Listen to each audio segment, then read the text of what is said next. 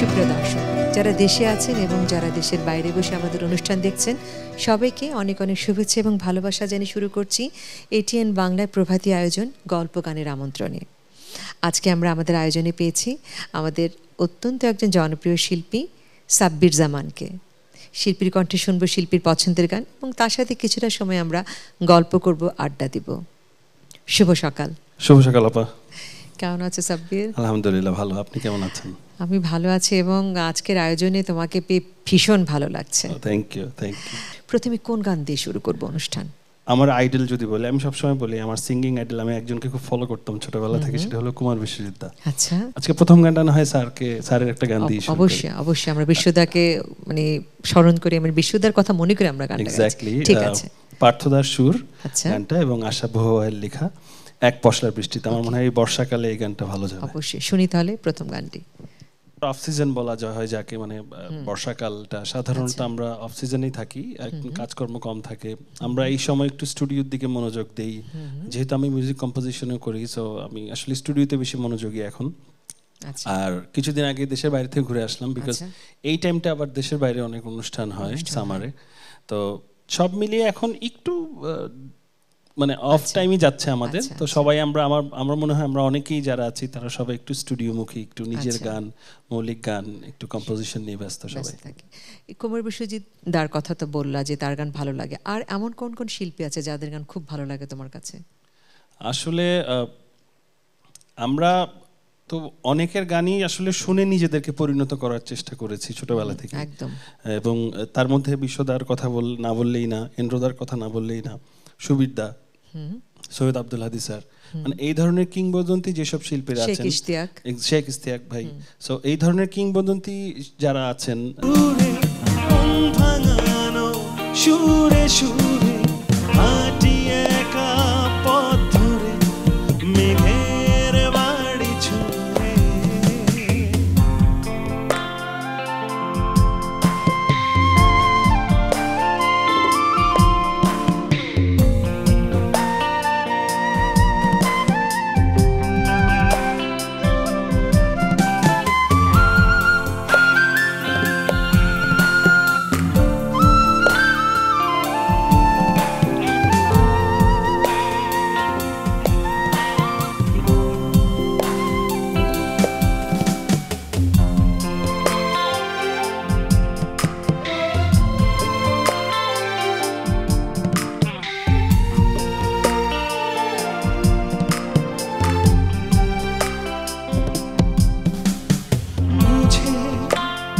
বুঝেও না বুঝে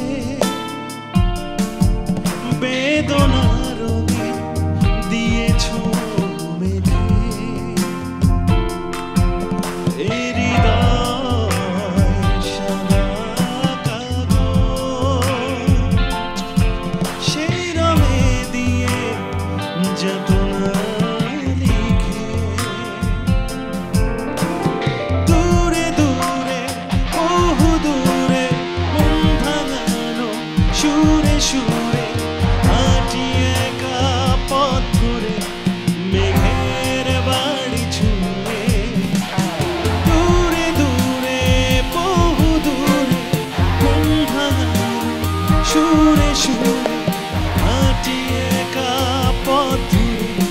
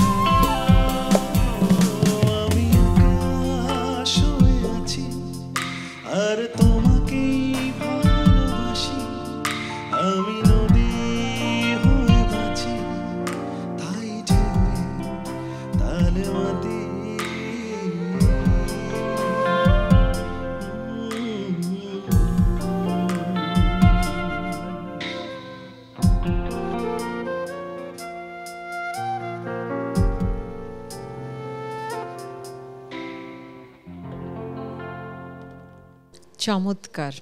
এটা কত সালের দিকের গানটা? এইটা একদম বলতে গেলে রিসেন্ট গান, 7-8 মাস আগে রিলিজ হয়েছে। সাব্বির যদি শিল্পী না হতো তাহলে সাব্বির কি হতো? যেহেতু আমি সফটওয়্যার ইঞ্জিনিয়ারিং করেছি, আবার এমবিও করেছি, তো আমি আসলে ক্লোজ আপের আগে একটা হসপিটাল সিস্টেম অ্যাডমিনিস্ট্রেটর হিসেবে কাজ করতাম। এটা আমরা জানতাম না, আজকে জানলাম।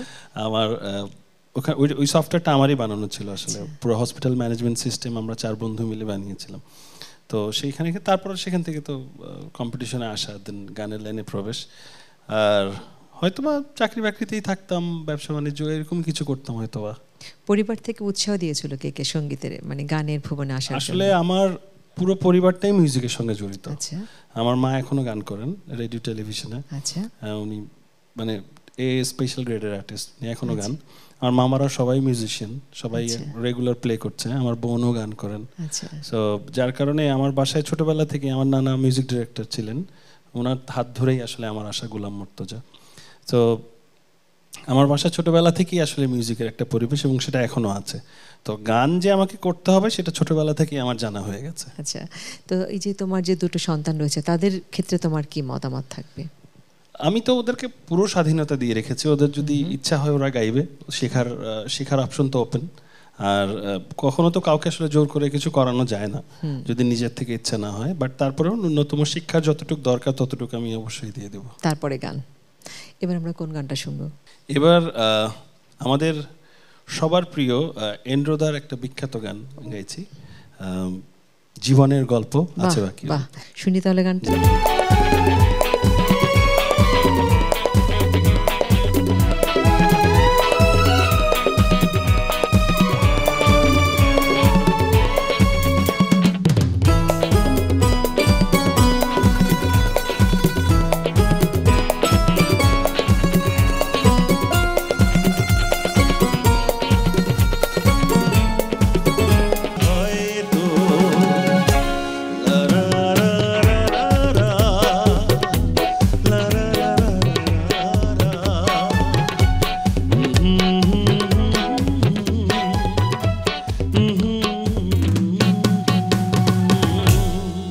কিংবদন্তি শিল্পের কালজয়ী গান, তাই না? আসলে এই গানগুলো কখনো পুরনো হবে না।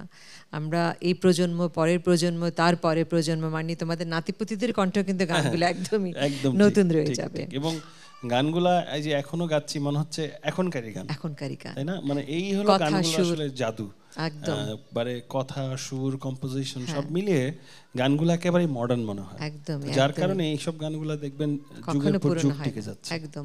সাব্বির, আমরা অনুষ্ঠানে একবারে শেষ পর্যায়ে চলে এসেছি। আমরা অনুষ্ঠান শেষ করব, তার আগে আজকে আমাদের সাথে যারা বাজিয়েছেন এবং যাদের ছাড়া আমাদের আজকের এই গল্পগানের আমন্ত্রণ অসম্পূর্ণই থেকে যেত, আমি তাদের সাথে পরিচয় করে দিচ্ছি। আমাদের সাথে তবলায় আছেন অপূর্ব, অক্টোপ্যাডে আলমগীর, গিটারে রয়েছেন তামের, বাঁশিতে রয়েছেন কামরুল, আর কিবোর্ডে আছেন অন্তর। আমরা অনুষ্ঠান শেষ করব। সুপ্রিয় দর্শক, শেষ করব আজকে প্রভাতী আয়োজন গল্পগানের আমন্ত্রণে। আমরা আশা করব আপনাদের প্রতিটি গানই ভালো লেগেছে এবং আপনারা অবশ্যই এনজয় করেছেন, আর আমরা তো অবশ্যই এখানে বসে মুগ্ধতায় ভরে গেছি। আপনারা সবাই শুদ্ধ বাংলা গান শুনবেন। আপনাদের সবার জন্য রইল একরাশ ভালোবাসা, প্রীতি, শুভেচ্ছা। সবাই ভালো থাকবেন, আশেপাশের মানুষকে ভালো রাখার চেষ্টা করবেন। শেষ গানটা শুনি। শেষ গান আমার আরেকজন প্রিয় শিল্পী শ্রদ্ধেয় শেখ ইস্তিয়াক। এই গানটি সুর করেছেন আমাদের মাকসুদুল মিন্টু ভাই, সবার প্রিয়, এবং গানটির কথা লিখেছেন ডক্টর আরিফ। নন্দিতা তোমার কথা আমি ভুলিনি এখন। শুনি তাহলে গানটা।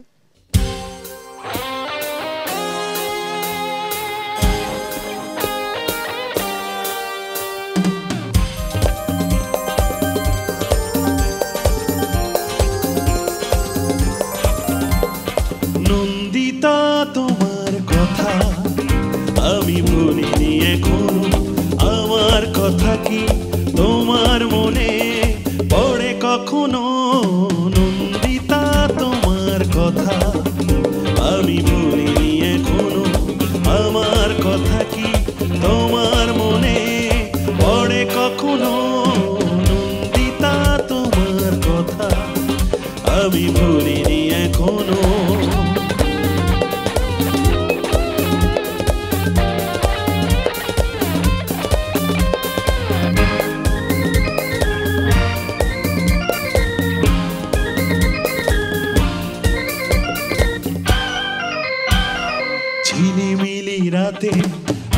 আকাশে যখন থাকে চাঁদ, জোছনার মায়াবী আলোতে ভালোবাসা ফেলে ফাঁদ।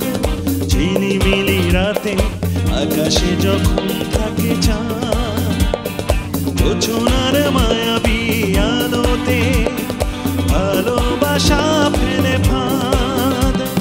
তখন আমায় ভেবে দুফোঁটা চোখে ফেলেছ কি জল কখনো? নন্দিতা তোমার কথা আমি ভুলিনি এখনো। আমার কথা কি তোমার মনে পড়ে কখনো? নন্দিতা তোমার কথা আমি ভুলিনি এখনো।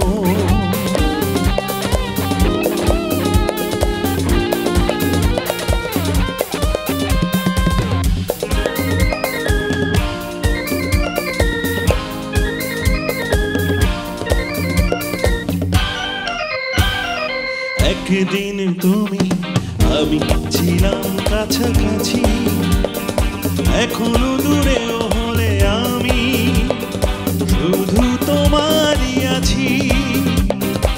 একদিন তুমি আমি ছিলাম কাছাকাছি, এখনো দূরেও হলে আমি শুধু তোমারই আছি। তুমি কি আমার মতো ভেবেছো আমায় ঘুমহারা চোখে কখনো? নন্দিতা তোমার কথা আমি ভুলিনি এখনো। আমার কথা কি তোমার মনে পড়ে কখনো? নন্দিতা তোমার কথা আমি ভুলিনি এখনো। আমার কথা কি তোমার মনে পড়ে কখনো? নন্দিতা তোমার কথা